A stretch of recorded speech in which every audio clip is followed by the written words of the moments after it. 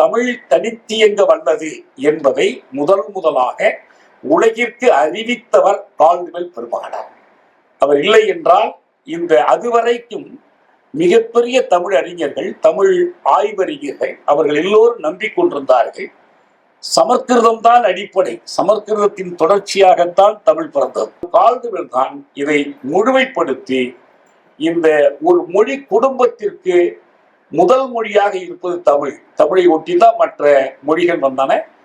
செப்பமுற்ற திராவிட மொழிகள், செப்பமுறாத திராவிட மொழிகள் என்று வெவ்வேறாக அவர் பிரித்தெல்லாம் காட்டினார். திருவிதாங்கூரிலே தோல் சேலை போராட்டத்தில் ஈடுபட்ட ஒருவருக்கு தன் பெண்ணை மணமுடித்து கொடுத்தார். அவர் மீது இந்த சாதி வெறி கொண்ட பிள்ளைமார்கள் காட்டிய வெறுப்பை அவருடைய நூலினுடைய 2ஆம் பதிப்பை வெளியிடும் போது வெளிப்படுத்தினார்கள். அவற்றிலே பல பகுதிகளை மறைத்தார்கள். இந்த சென்னை பல்கலைக்கழக மாணவர்கள் ஆய்வு செய்து அதையெல்லாம் வெளிப்படுத்தியும் இருக்கிறார்கள். அதாவது சமூகத்தில் ஒடுக்கப்பட்ட மக்களின் வாழ்வோடு அவருடைய மொழிநூல் ஆய்வை அவர் தீவிரமாக எடுத்துக்கொண்டார். தனித்தமிழ் இயக்கம் என்பது ஒரு தேங்கிய குட்டை அல்ல, அதன் மீது நமக்கு ஒரு மயக்கம் இல்லை, அது ஒரு இயக்கம். அது தொடர்ந்து வந்து கொண்டே இருக்கும், வளர்ந்து கொண்டே இருக்கும். ஏன்?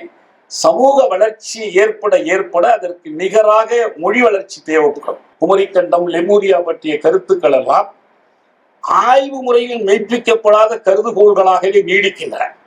இவை ஆய்வு முறையில் மெய்ப்பிக்கப்பட்டதாக ஆய்வுலகம் இன்று வரை ஏற்றுக்கொள்ளவில்லை.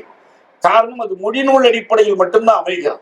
எது உண்மையிலேயே எண்ணெயோ, எது எள்ளிலிருந்து எடுக்கப்படுகிற நெய் என்பதால் மற்றதெல்லாம் தேங்காய் எண்ணெய் எல்லாம் எண்ணெய் கிடையாது. மண்ணெண்ணெய் என்பது எண்ணெய் கிடையாது. ஆனா நல்லெண்ணெய் மட்டும்தான் எண்ணெய். ஏன்னா அது எள்ளிலிருந்து எடுக்கப்படுவது. பாம்புன்னா இதுதான் பாம்பு, அதுதான் நல்ல பாம்பு.